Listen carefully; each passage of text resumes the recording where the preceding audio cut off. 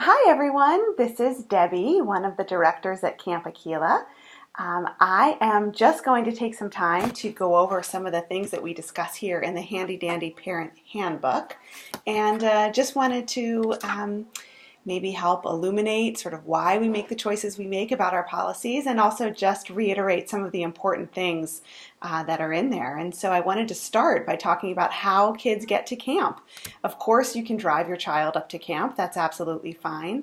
But we do find that taking a bus to camp is an exciting way to get there. It's also a little bit easier to say goodbye sometimes at the bus than it is at camp.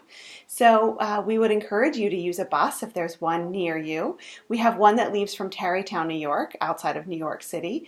That bus meets at 9:30 in the morning, and we have one that leaves from Lexington, Massachusetts, and they gather at noon on opening day for either session. So we would encourage you to take a look at that and certainly let us know what your plans are for your child. If you're dropping your child off at camp, we make that process as streamlined as we can. Certainly we want you to take a look around and get to know your child's counselor, but it is a pretty quick transition, and that drop-off starts at 1:30. We won't be ready to accept your child before then. We'll be prepping, busy getting last-minute things ready for everyone. So that's travel to camp, and travel from camp really is a little bit easier because we have our visiting day on our last day of camp. That's a really great opportunity for families to come and spend some time with us at camp, get to know our chef who makes a great lunch, picnic lunch for everyone. We have a quick meeting so that everyone can get to know one another, and it is a really nice way to end the summer for your child.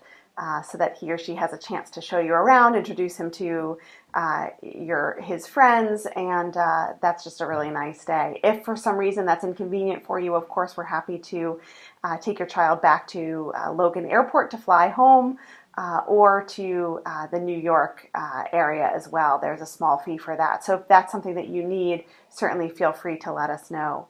Something else about getting to camp is that we ask that parents send children's baggage up to camp ahead of time. And we do this, although we know for some of you it's a little bit of a burden, but we think the benefits far outweigh the inconveniences. It's so nice for our campers to be able to walk into a cabin and see their belongings already set up on their bed.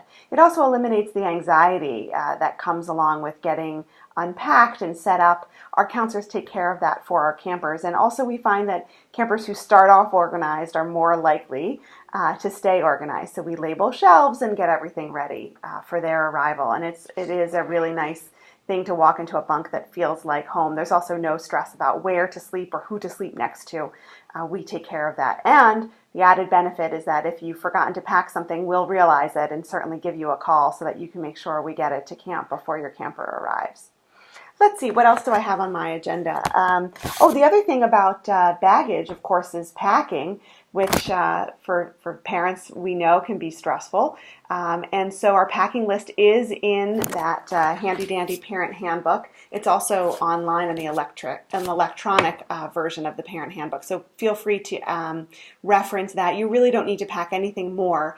There is limited space in the cabins when you have 8 children and 4 counselors living in one space. We really want to make sure that we are able to help our campers stay organized, and having too much stuff makes that very difficult. That is especially true for things like toys. You can leave that stuff at home. We provide board games and other games that campers can play with one another in the cabin, and certainly camp provides plenty of activity for them. So there's really no need to pack too many toys. Of course, a favorite stuffed animal, books, and those are always welcome.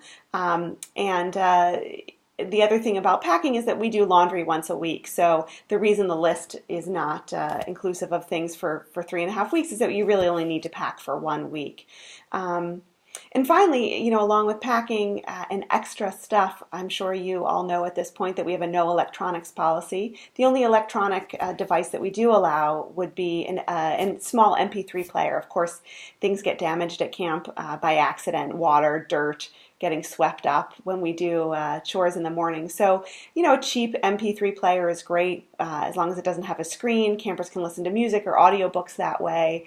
And also an e-reader would be fine as long as it doesn't have games on it. There's no Wi-Fi available for our campers in the cabin, so it shouldn't be an issue. But if you want to upload some books onto an e-reader before camp, that would be fine. So that's our first installment of our handbook videos. If you have any questions, of course, call or email us, but hopefully that was helpful. And we'll be doing a few more of these later this week on a few other items that you can read about. Thanks so much. Have a great day. Bye-bye.